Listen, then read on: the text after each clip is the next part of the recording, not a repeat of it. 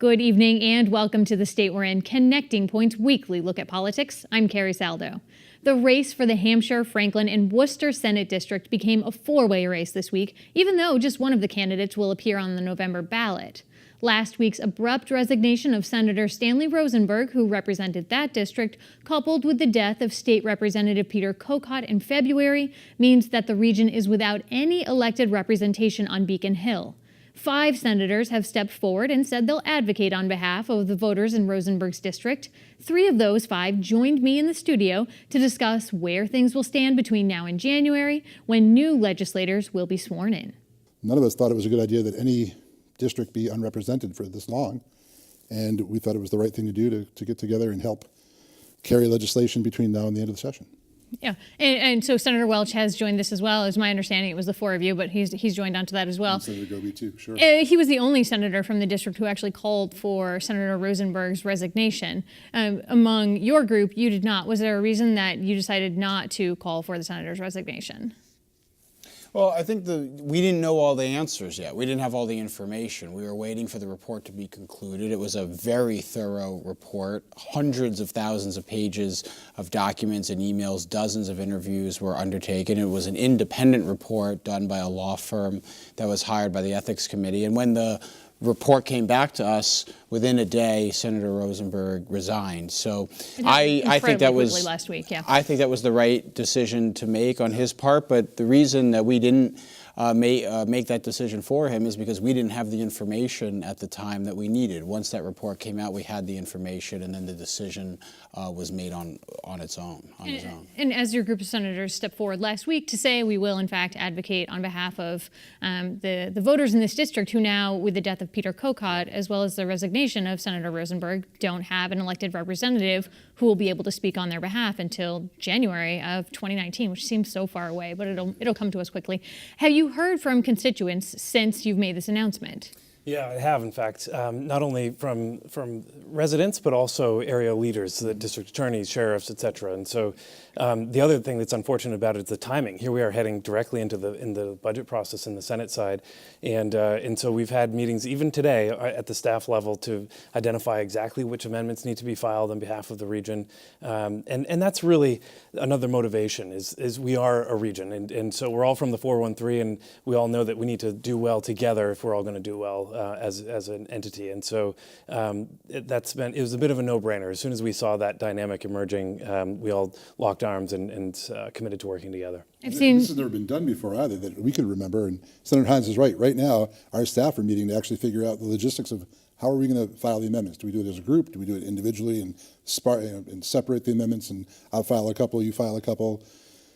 We have the assistance of the Senate President and the Chairwoman of Ways and Means, and that's great, but we just don't know what the mechanics of actually filing somebody else's... Learning as you go here. And it's worth pointing out that, we already begin at a structural disadvantage, right? Because 5 of 40 senators touch the 4 western counties of western Massachusetts. So, we start at a disadvantage, and in a way we're kind of rallying around something that we already always have done, which is worked in a bipartisan way and in a really regional way to basically all swim in the same direction when it comes to Western Mass priorities. And we were really confronted with an unprecedented set of circumstances in the sense that, for the first time in a generation, you had a member of the big 3, the Senate President, the Speaker, and the Governor. You had one of those 3 people from Western Mass. That hadn't happened since the 1970s. Yeah. And the fact that we now were faced with a situation where we suddenly lost that, it's even more important, even more incumbent upon us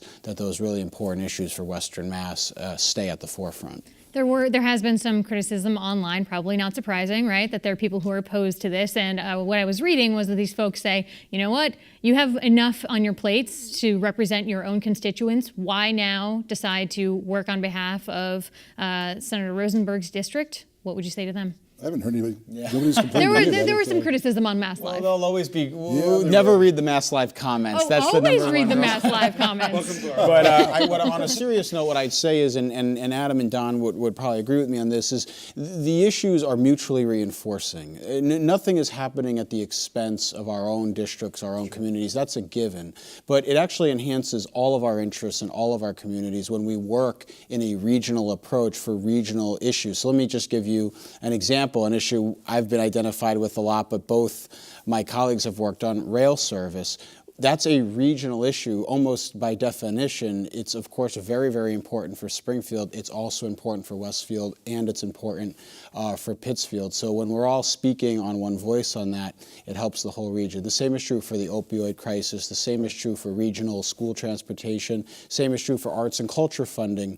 Funding for the Springfield museums, promotion of the Springfield cultural attractions does not come at the expense of promoting all the great cultural assets in the Berkshires. It comes in enhancement of that because it brings more people to the general region. It brings more dollars, more investment in for everyone. And that's really what the focus needs to be. Here's another dynamic, though.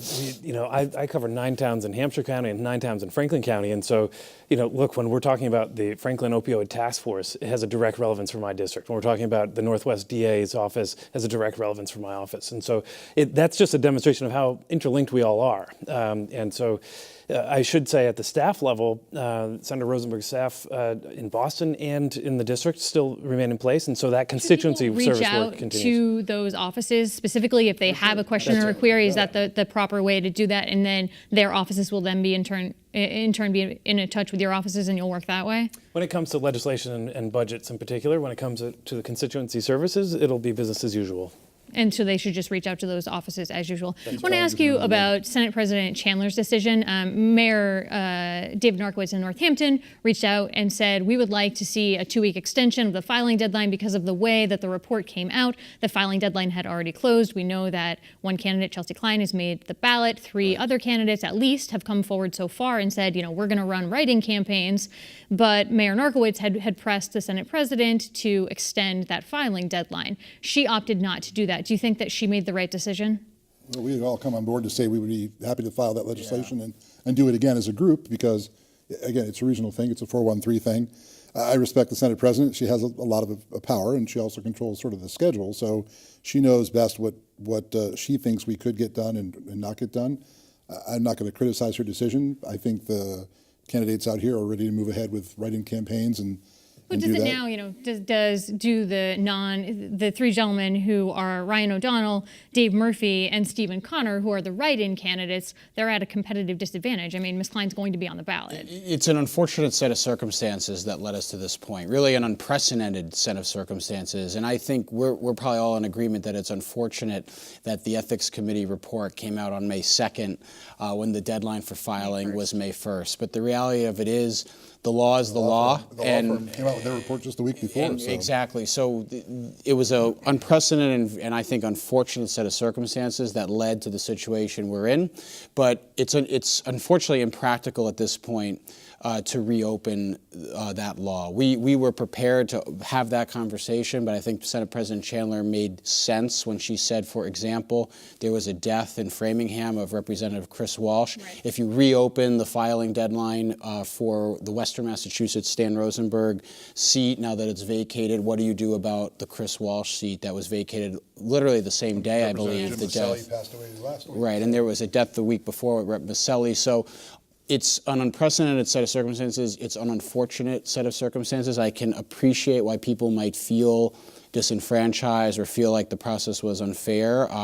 Certainly not excusing that or explaining it away, but there is a process. If people want to run, they can run a sticker campaign, they can run a write-in campaign. And it's worth pointing out there's precedent for that being successful. Representative Sybeck won a sticker campaign. My predecessor, Gail Canderas, won her race in a sticker campaign. So I expect that it'll be a very lively election in Stan Rosenberg's district. Have to run one here in Springfield. Exactly. I'll move us on. There was a piece in Boston Magazine this week. I don't know if you saw it, but in the piece, the reporter pointed out that the 3 previous members, leaders of the House, faced scandals. They were convicted of felonies. Under Stan Rosenberg's term, he was, quote, a model of good governance. But given what happened with the Ethics Committee, the findings that they had, the full report, do the Senate rules surrounding how harassment is addressed now need to be looked at? Well, we have now a sexual harassment working group that has been formed even before all this broke, because we really want to make sure we are leaning forward on this. And so there's some recognition that we can keep improving, and we even said this in our statement in receiving the Ethics Committee and their report. And so there are things that we can improve on. For example, making sure that if you are going to report in a workplace, that it's confidential, and just really take a fresh look at our own structures in the State House. Have any of you had discussions with your staff around this issue following this? Yes, absolutely, many, yeah. And what have they been coming to you with questions? What's the substance of those discussions been? Especially at the staff level, I think the concern is the fear of retribution or retaliation if a claim is made, or if some allegation is put out there. They're concerned because it's their job, so they might be hesitant to either make a claim or represent that something happened, because they would not want ultimately to have some retribution be taken out. We believe that's already wrong to retaliate against staff or against anybody for making a claim of harassment or sexual abuse.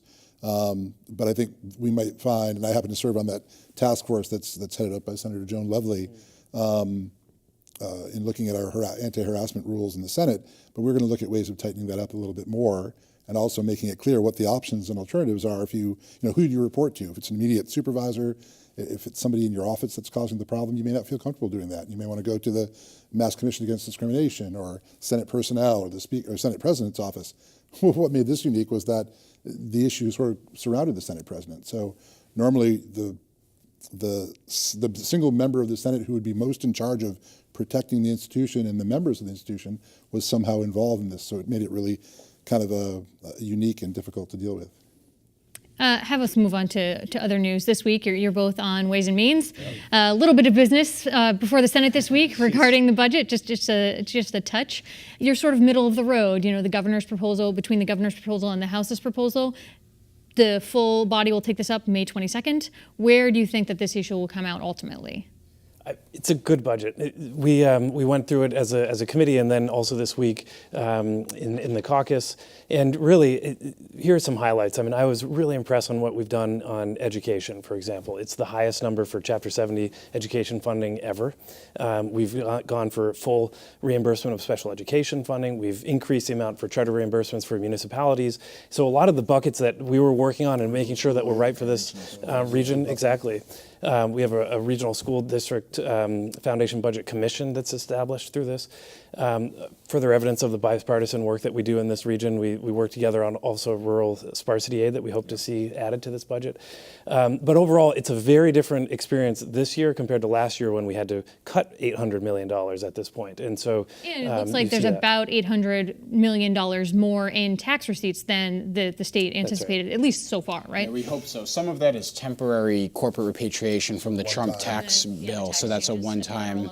And some of it is contingent on some big moving pieces like the casino revenues coming in, and marijuana revenue, which is still a big question mark. Right. Mm-hmm. But yeah, no, I mean it's a great budget, and Adam and Don really deserve a lot of credit as sort of our regional representatives on the Ways and Means Committee, fighting for those really important regional priorities like regional school transportation, so important for our districts, and something really important that I think has actually been underappreciated in some of the coverage of the budget is the expansion of the Earned Income Tax Credit, which is one of the single most effective ways to lift families out of poverty, and we expand it pretty dramatically in the Senate. When you look at the foundation budget piece of this, we're looking at that formula. It was developed in the 90s, and we hear often in Western Massachusetts that Chapter 90 money for education just isn't cutting it. Are you optimistic that changes will actually be made to that formula? It's been talked about a lot. We'll talk about what we did yesterday in the Senate. The Senate just passed a bill yesterday that will go to the House next. Right. And we had some amendments to it that will ultimately end up, I think, coming back in the budget.